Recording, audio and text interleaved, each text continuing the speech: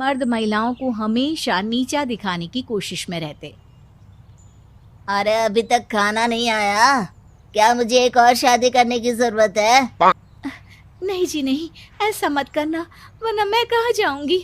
खाना लेकर मैं अभी आई जी। गांव की पंचायत में भी फैसले हमेशा औरतों के खिलाफ ही रहते। मैं जो फैसला सुनाता हूँ वो भगवान की आज्ञा होती है। इस लड़के ने अपने मन से शादी करके अच्छा नहीं किया। लड़के को घर भेज दो और इसकी शादी इसकी जाति की किसी लड़के से करवा दो, लेकिन ये लड़की, इसे तो गांव के बाहर निकाल दो। नहीं नहीं जमींदार साहब, ये क्या बोल रहे हैं? ऐसा नहीं हो सकता। मेरी बेटी मासूम है, इसे अच्छे बुरे की समझ नहीं है। अरे कहाँ जाएगी ये बेचारी? कहाँ जाएगी? इतनी चिंता है तो पूरे परिवार का गांव निकाला कर देते हैं। बेचारे पूरे बसे बसाए परिवार को गांव छोड़ना पड़ता है। चाहे जो हो, अगर बेटियों को कंट्रोल नहीं कर सकते तो गांव में रहने का कोई मतलब नहीं है। यहाँ औरतों को दब कर रहना होगा। कोई भी अपने हिसाब से कुछ नहीं कर सकता, सब ईश्वर की मर्जी से ही होगा। तभी गांव का एक आदमी दौड़ा दौड़ा आता है। सरपंच साहब, जमींदार साहब, वो कालिया है ना, उसकी बेटी पढ़ने के लिए शहर जा रही है। अच्छा, ये कब हो गया? और कालिया की हिम्मत कैसे हो गई ऐसा करने की? लेकर आओ उसे और उसकी बेटी को। बस फिर क्या था, हाजिर हो जाते हैं कालिया और उसकी बेटी सरपंच के सामने। अरे कालिया, ये क्या सुनने में आ रहा है? बेटी को इंजीनियर बना रहा है तू? और ये बता, गांव में तो स्कूल नहीं है, फिर कहाँ से इतनी क्लास पास कर गई तेरी बेटी? राधा, जो कि कालिया की बेटी है, उसे लगता है कि सरपंच उसकी तारीफ कर रहे हैं। सरपंच जी, मैंने ऑनलाइन पढ़ाई की है, डिस्टेंस लर्निंग से। सभी में मैंने अच्छे नंबर पाए हैं, जिसे देखते हुए शहर की इंजीनियरिंग कॉलेज में मुझे स्कॉलरशिप मिली है।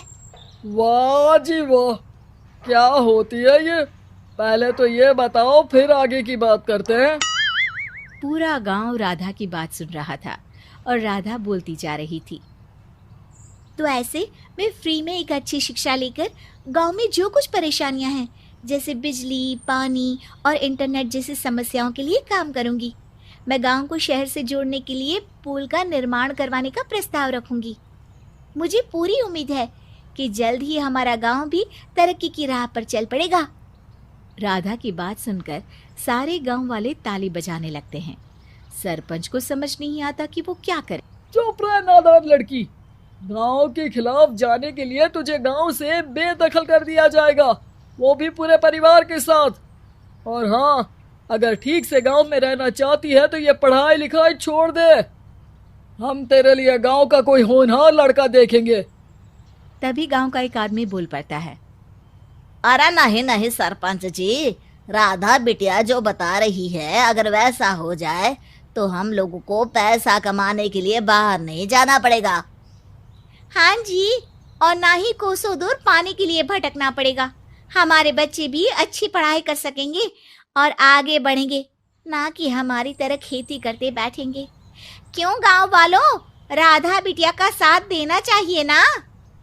सरपंच देखता है कि गांव राधा के साथ है तो वो चुप हो जाता है। वो घर आकर अपने सलाहकार से बात करता है, जो बहुत ही चालाक किस्म का इंसान होता है। अरे सरपंच साहब, आपको बहुत ही होशियारी से काम लेना पड़ेगा।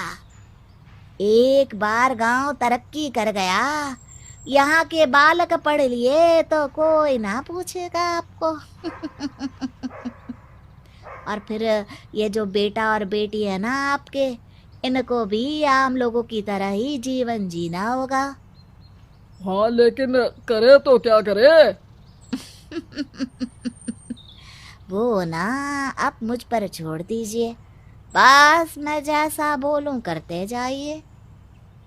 अगले रोज सुबह जब गांव वाले सोकर उठते हैं तो राधा के घर के बाहर और साथ ही वो लोग जिन्होंने राधा का सपोर्ट किया था, उनके घर के आगे लाल रंग से कल आऊंगी लिखा होता है। कल आऊंगी। यह क्या होता है? अरे यह तो खून से लिखा है, लगता है कोई भूत प्रेत या चुड़ैल का साया है। चलो सरपंच जी के पास चलते हैं। सभी सरपंच के पास जाकर उसे सारी बात बताते हैं। अरे ये तो बड़ी मुश्किल की बात है। चलो मैं एक बाबा को जानता हूँ, उन्हें बुला लेता हूँ। सरपंच बाबा को लेकर गांव के घर के बाहर जाता है। ओहो, तो ये वो चुड़ैल है जो उन लोगों को निशाना बनाते हैं जो गांव को बदलने का सपना देखते हैं। वो गांव को ऐसे ही संपन्न देखना चाहती है। वो नहीं चाहती कि कोई बाहरी यहाँ का कायाकल्प करे। क्या तुम लोगों में से किसी ने गांव को बदलने की सोच रखी है? तभी राधा की माँ रोते रोते आती है। मेरी राधा घर से गायब हो गई है। अरे कोई तो बचाओ, मेरी बच्ची कहाँ गई?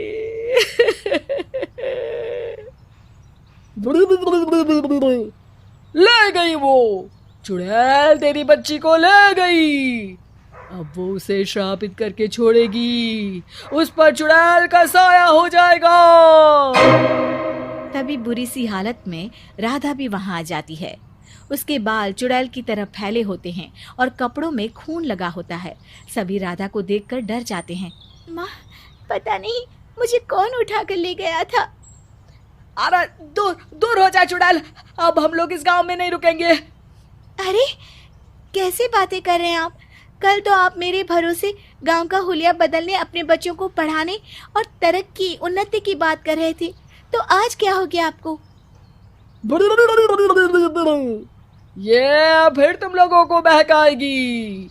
ये चुड़ैल गांव में आ चुकी है, ऐसे ही ये तुम्हारे घर के बच्चों को भी ले जाएगी।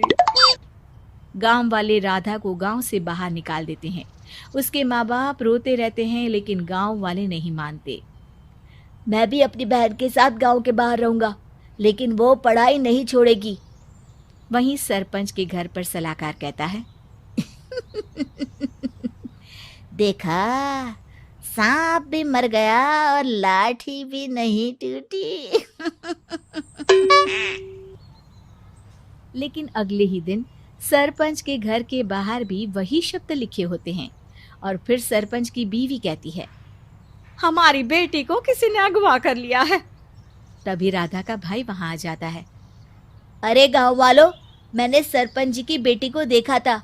वो चुड़ैल उसे उठाकर ले जा रही थी। अरे क्या मजाक कर रहे हो?